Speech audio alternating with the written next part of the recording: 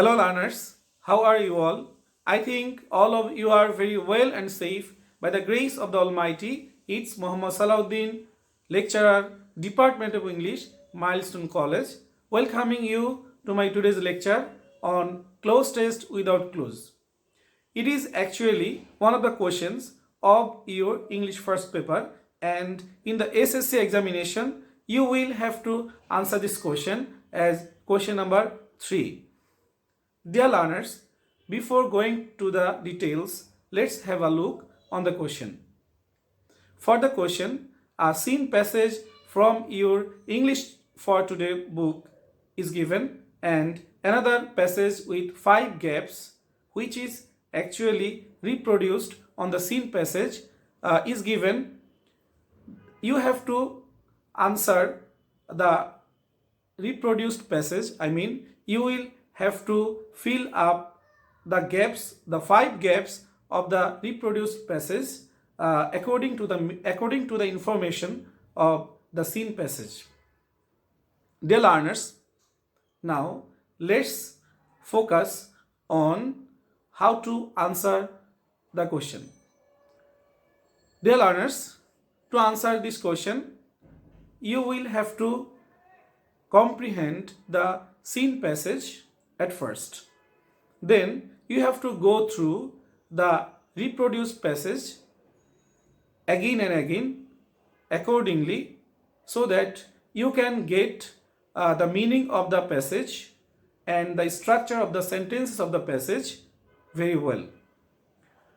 Then you have to choose a word for the passage, to fill each of the gaps according to the information of the scene passage and according to the structure of the reproduced passage. Dear learners, to get good marks in this question, you must have at first a good command on vocabulary, then you must have a good knowledge about persuasive speech, and finally you must have knowledge about grammatical rules or some very important rules of close test without clues.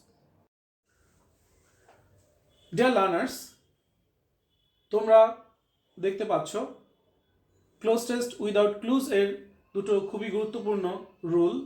প্রথম রুলটি হলো noun after articles, adjectives, possessives or prepositions. এর মানে হলো যদি গ্যাপটি আসে কোনো article অথবা অ্যাডজেক্টিভ অথবা পজিটিভ অথবা প্রিপোজিশনের পর, তাহলে সাধারণত সেই গ্যাপের মধ্যে যে ওয়ার্ডটি হয় সেই ওয়ার্ডটি নাউন ফর্মে হবে। যেমন তোমরা দেখতে পাচ্ছ প্রথম example, the nation page tribute to the martyrs. এই সেন্টেন্সের মধ্যে নেশন হলো একটা নাউন, কারণ এটা আসছে দি আর্টিকেলের পর। আর দ্বিতীয় এক্সাম্পলের মধ্যে তোমরা দেখতে পাচ্ছ we remember their heroic struggle.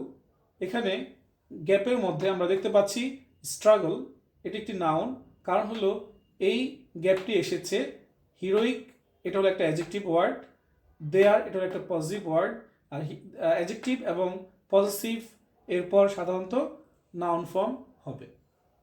এরপর তোমরা দেখতে পাচ্ছ দ্বিতীয় যে রুলটি সেটি হলো নাউন অথবা pronoun in the place of subject or object.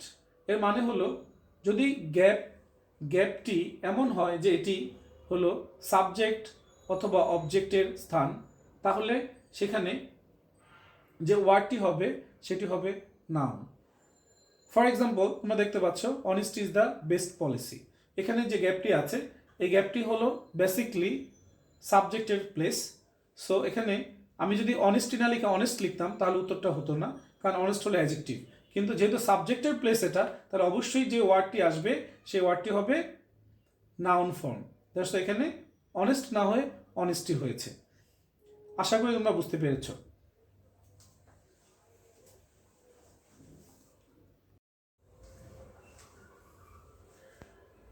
Dear learners, তোমরা দেখতে পাচ্ছ rule number 3, adjective before noun or after be verb.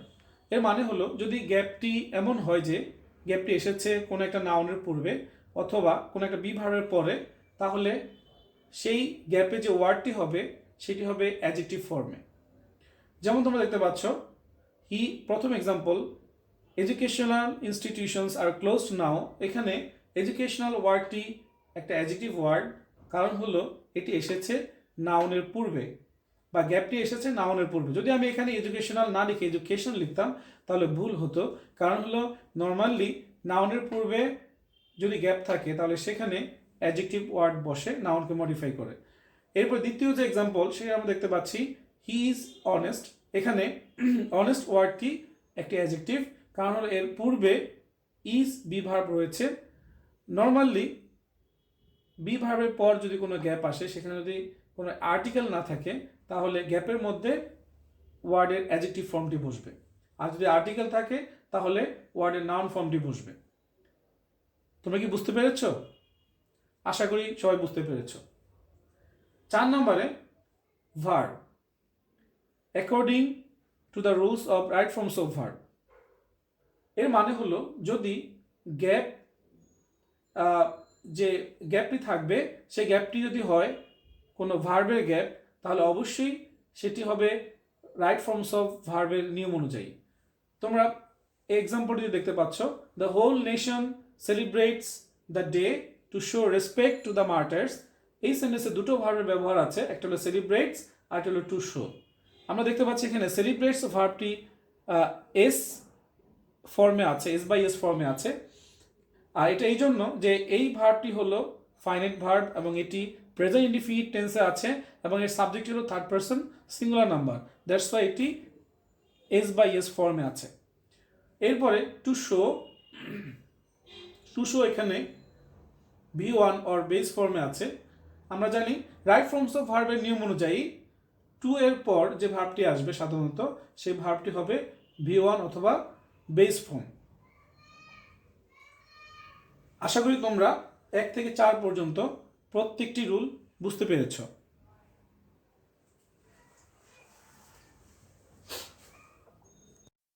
আমরা আজকে যে প্যাসেজটির ক্লোজ টেস্ট উইদাউট ক্লুজ করব, সেই প্যাসেজটি তোমাদের ইংলিশ ফর টুডে বইয়ের ইউনিট 3 লেসন 5 এর বি নাম্বার প্যাসেজ।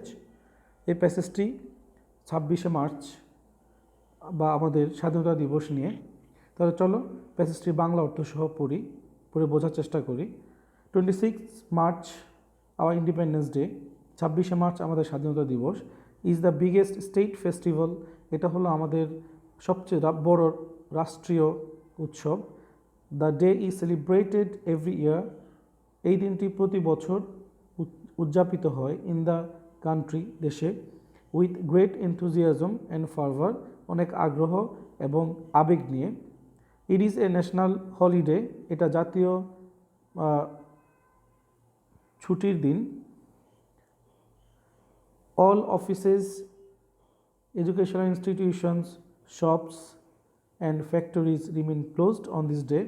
সব অফিস, শিক্ষা প্রতিষ্ঠান, দোকান এবং মিল কারখানাগুলো বন্ধ থাকে এই দিনে। দ্য ডে বিগিনস উইথ 31 গান শুটস। এই দিনটি শুরু হয় 31টি গান শুটের মাধ্যমে।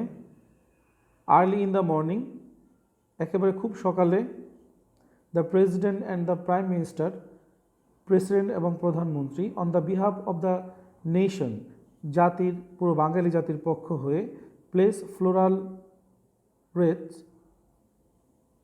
at the National Mausoleum at Savar. ফুলের মালা বা জয়মাল্য দেন at the National Mausoleum at Savar, সাভারের জাতীয় স্মৃতিসৌধে। দেন আদার লিডার্স, এরপর অন্যান্য নেতারা, পলিটিক্যাল পার্টিস, রাজনৈতিক দলগুলো, ডিপ্লোম্যাটস, কূটনীতিকেরা, সোশ্যাল অ্যান্ড কালচারাল অর্গানাইজেশনস, বিভিন্ন সামাজিক এবং সাংস্কৃতিক যে প্রতিষ্ঠানগুলো আছে তারা, এডুকেশনাল ইনস্টিটিউশনস, বিভিন্ন শিক্ষা প্রতিষ্ঠান, অ্যান্ড ফ্রিডম ফাইটার্স, মুক্তিযোদ্ধারা, পে হোমেজ শ্রদ্ধার্ঘ অর্পণ করে টু দ্য মার্টার্স, শহীদদের প্রতি। People from all works of life, সব ধরনের মানুষেরাই অলসো গো দেয়ার, সেখানে যায়, ইন র্যালিস, দলে দলে, অ্যান্ড প্রসেশনস এবং মিছিল নিয়ে। দেয়ার আর মেনি কালচারাল প্রোগ্রামস, অনেক সাংস্কৃতিক অনুষ্ঠান হয় থ্রু আউট দ্য ডে, সারাদিন ধরে, হাইলাইটিং দ্য হিরোইক স্ট্রাগল, যেখানে দেখানো হয় এই বীরত্বপূর্ণ সংগ্রামকে, অ্যান্ড স্যাক্রিফাইস ইন 1971, এবং 1971 সালের এই আত্মত্যাগকে সেখানে উঁচু করে তুলে ধরা হয়। ডিয়ার লার্নার্স, আমরা এখন চলে যাচ্ছি আমাদের প্র্যাকটিস সেশনে।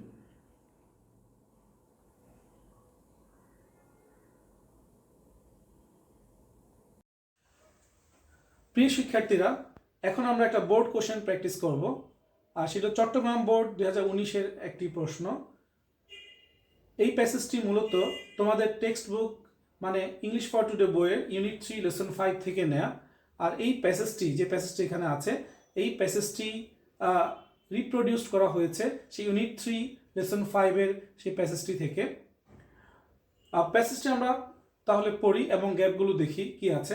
26 March is a gap day for the people of Bangladesh. On this day, our gap war began.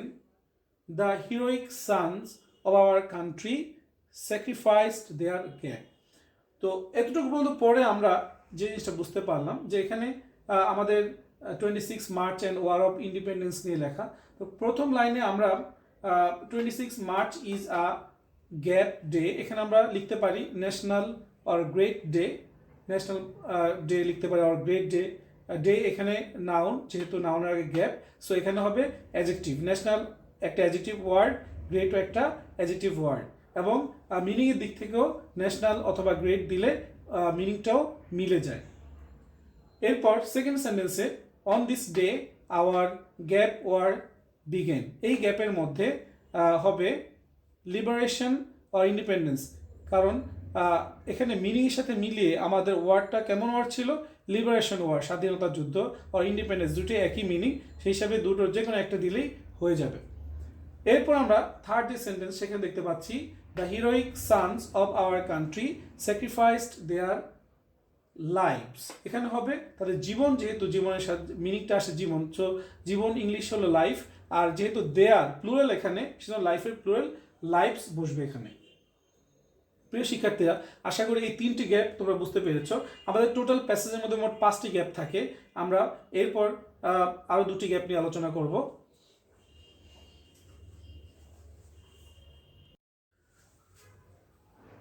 Dear learners, তোমরা রিপ্রোডিউস প্যাসেজের বাকি অংশ দেখতে পাচ্ছ, যেখানে আমরা আমাদের বাকি দুটো গ্যাপ ছিল, ডি এবং ই, সেটা আমরা দেখতে পাচ্ছি। আমরা প্যাসেজটা পড়ছি। So the whole nation gap the day every year to gap respect to the martyrs. The number গ্যাপে আমরা সেলিব্রেটস অথবা অবজার্ভস ওয়ার্ড ইউজ করতে পারি। এখানে গ্যাপটা যেহেতু ভার্বের, মেইন ভার্বের, সো এখানে ভার্বটা হবে টেন্স অনুযায়ী, যেহেতু এটা ফাইনাইট ভার্ব, আর টেন্স অনুযায়ী যদি হয় তাহলে এখানে আমরা দেখতে পাচ্ছি এটা প্রেজেন্ট ইনডিফিনিট টেন্সে আছে, এবং সাবজেক্ট ও third person singular number. That's এখানে সেলিব্রেটস হোক অথবা অবজার্ভস হোক, এর সাথে এস বাই এস যোগ হবে। এখানে বেসিক্যালি এস যোগ হবে, তো এস বাই এস ফর্মে হবে।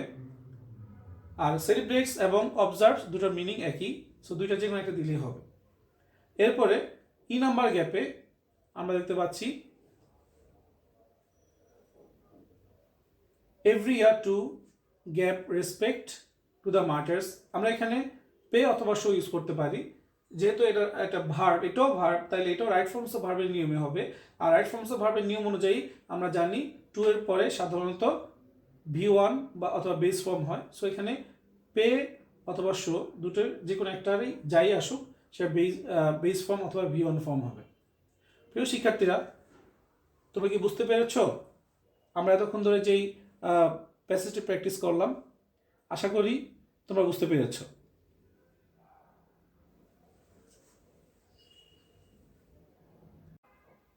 Dear learners, that is what I have today. Thank you very much for joining the class.